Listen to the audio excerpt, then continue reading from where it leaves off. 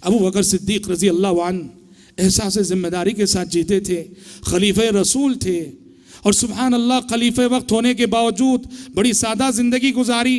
بیت المال سے جو حق انہیں ملتا ہے وہ حق بھی نہیں لیا کرتے تھے. وفات سے پہلے اپنی بیٹی عائشہ کو بلا کے کہا کہ بیٹی عائشہ، یہ دیکھو یہ 3 چیزیں جو بیت المال کی میرے پاس ہیں. ایک ہے اونٹنی جس کا دودھ میں پیا کرتا تھا، اور ایک برتن تھا، کہا کہ یہ برتن ہے جو میں یوز کیا کرتا تھا، اور ایک چادر تھی، کہا کہ یہ چادر میں یوز کیا کرتا تھا. کہا کہ عائشہ یہ تینوں چیزیں بیت المال کی ہیں. میں خلیفہ تھا، خلیفہ ہونے کی حیثیت سے میں عارضی طور پر یہ 3 چیزیں استعمال کرتا رہا.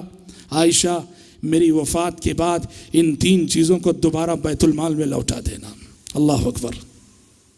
معمولی سی چیز، ایک اونٹنی اور ایک چھوٹا سا برتن اور ایک چھوٹی سی چادر. اللہ اکبر.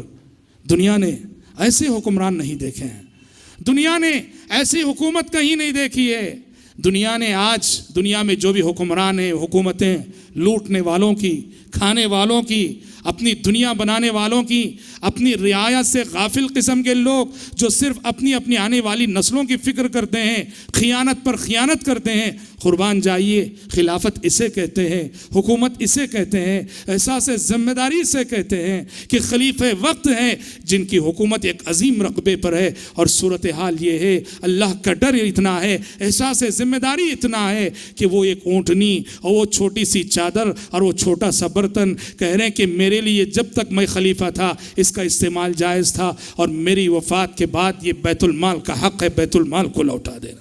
جب وفات کے بعد حضرت عائشہ نے یہ تینوں چیزیں حضرت عمر کو لوٹائیں، عمر کی آنکھوں سے آنسو آ گئے. عمر نے کہا رحم اللہ ابا بکر لقد اتعب من بعدہ.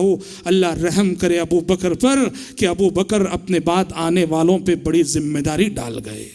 ابو بکر اپنے بعد آنے والوں پہ بڑی ذمہ داری ڈال گئے. کس ذمہ داری سے، کس احساس ذمہ داری سے انہوں نے حکومت کی اور کس امانت داری سے حکومت کی. یہ چھوٹی چھوٹی چیزیں بھی بیت المال کو لوٹا رہے ہیں. ابو بکر بڑا درس دے گئے، بڑا سبق دے گئے. اور یقینی معنوں میں نبی کریم صلی اللہ علیہ وسلم کے بعد جتنے سبق اور جتنے درس ابو بکر کی زندگی میں ملتے ہیں، اللہ کی قسم ویسے سبق اور ویسے درس کسی اور شخصیت کی زندگی میں نہیں ملتے. اور ہونا بھی چاہیے، کیوں نہ ہو کہ یہ وہ شخصیت ہے کہ اس امت میں محمد عربی صلی اللہ علیہ وسلم کے بعد اسی شخصیت کا نام آتا ہے.